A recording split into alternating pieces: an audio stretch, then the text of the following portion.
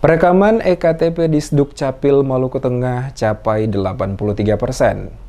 Jelang pemilu tahun 2024, Dinas Kependudukan dan Catatan Sipil di Sdukcapil Maluku Tengah telah melakukan perekaman EKTP hampir 83% lebih dari seluruh wilayah Kabupaten Maluku Tengah. Demikian disampaikan langsung oleh Kepala Disdukcapil Maluku Tengah Siti Soumena saat ditemui di ruang kerjanya pada Selasa 9 Januari 2024. Kepada tim DMS Media Group, Soumena menjelaskan, selama ini pihaknya masih terus berupaya untuk memastikan setiap warga yang belum memiliki KTP untuk dapat melakukan perekaman EKTP. Langkah cepat yang dilakukan pihaknya adalah melaksanakan jemput bola di daerah-daerah yang jauh dari akses perhubungan, termasuk pada sekolah-sekolah untuk memastikan generasi muda yang telah berumur 17 tahun di 2024 dapat memiliki EKTP untuk ikut serta dalam pemilu nanti. Selain melakukan gerakan jemput bola, pihak Disdukcapil juga memastikan petugas pada setiap kecamatan untuk aktif melakukan perekaman EKTP kepada warga yang datang, mengingat rentang kendali yang cukup jauh jika harus ke kantor Disdukcapil untuk melakukan perekaman EKTP. Seruan juga disampaikan kepada masyarakat yang hingga saat ini belum memiliki EKTP agar segera mendatangi kantor kecamatan terdekat di wilayah tempat tinggal masing-masing sehingga dapat dilakukan pengurusan untuk mendapatkan EKTP agar saat pemilu dan pilkada nanti memiliki hak yang sama untuk ikut memilih. Sejauh ini pada 18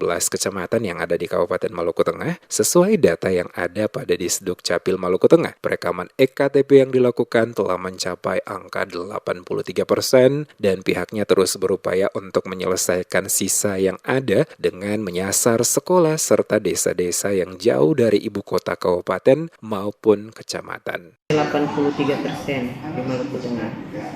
Ada sekitar 83% yang sudah capai. 83% yang sudah kita capai.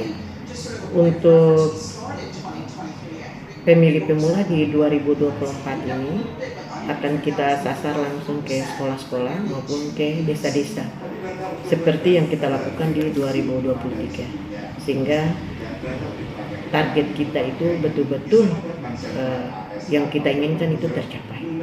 Sebab kalau cuma pelayanan di tempat, yaitu di dinas ataupun pelayanan di kecamatan, itu target kita susah untuk tercapai karena rentang kendali, kemudian rentang kendali itu menimbulkan biaya tinggi yang kemudian membuat masyarakat itu enggan untuk melakukan